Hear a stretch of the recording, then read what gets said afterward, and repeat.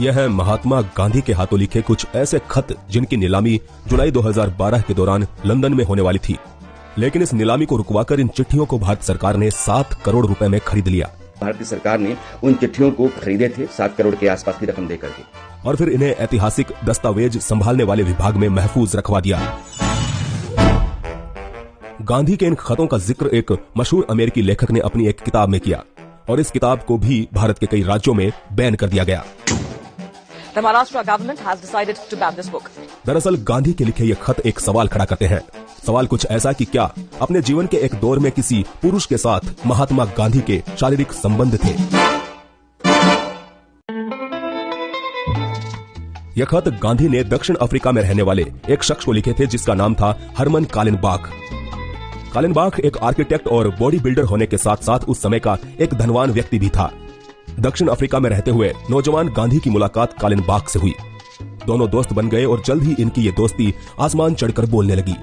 कालिनबाख ने गांधी के साथ रहने के लिए एक नया घर बनवाया जिसे उसने खुद डिजाइन किया था। So Gandhi stayed here for 2 years with his friend Herman Kallenbach, the architect who built this house for him. इन दोनों ने तकरीबन 2 साल तक का समय इस घर में एक साथ व्यतीत किया। कालिनबाख को गांधी इस कदर अच्छा लगने लगा कि उसने जोहान्सबर्ग के पास मौजूद अपना 1000 एकड़ खेत भी गांधी के नाम कर दिया। अब गांधीवादी लोग भले ही इसे महज दोस्ती का नाम दे, लेकिन खुद गांधी अपनी आत्मकथा में कालिनबाख को अपना सोलमेट यानी कि आत्मा का साथी बताते हैं।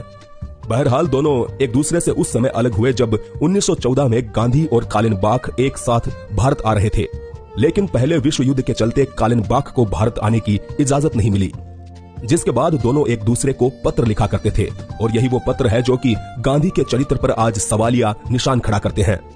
गांधी द्वारा लिखित इन प्रेम भरी चिट्ठियों का वर्णन लेखक जोसेफ लेलीवेल्ड ने अपनी इस किताब में बखूबी किया है, जिसके मुताबिक गांधी ने एक पत्र में लिखा कि तुमने मेरे शरीर पर पूरी तरह नियंत्रण कर लिया है और यह गुलामी मुझे हसीन लगती है। How completely you have taken possession of my body. This is slavery with a vengeance. दोनों इन पत्रों में वादा करते हैं कि वो एक दूसरे से इतना प्यार करेंगे जितना कि आज तक दुनिया वालों ने देखा तक ना हो। The two then pledge to each other more love and yet more love, such love as they hope the world has not yet seen. इसके अलावा गांधी एक खत में कालिनबाख को लिखते हैं कि मेरे बिस्तर के पास आज भी रुई और वैसलीन पड़ी है जो कि मुझे हमेशा तुम्हारी याद दिलाते हैं। Gandhi had cotton wool and Vaseline next to his bed, and also that it was a constant reminder of Kallenbach. तो रुई और वैसलीन का दो दोस्तों के बीच में क्या काम हो सकता है, समझ पाना थोड़ा मुश्किल है। खैर, उन्होंने कालिनबाख से एक खत में वचन लिया कि तुम कभी किसी महिला की ओर ललचाई निगाहों से नहीं देखोगे। एक खत में उन्होंने लिखा कि मैं कभी कल्पना भी नहीं कर सकता कि पुरुष और स्त्री के बीच इंटरकोर्स इतना बदसूरत हो सकता है। सन 1933 में भेजी चिट्ठी में गांधी ने अपनी पत्नी को सबसे जहरीली औरत बताया।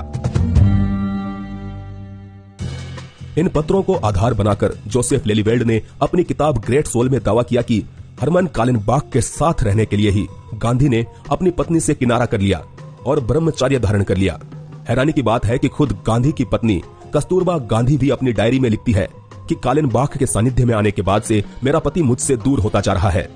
जाहिर है कालिनबाख ने भी गांधी को पत्र लिखे थे, लेकिन वो पत्र आज तक नहीं मिले। शायद गांधी जी उन्हें संभाल कर नहीं रख पाए।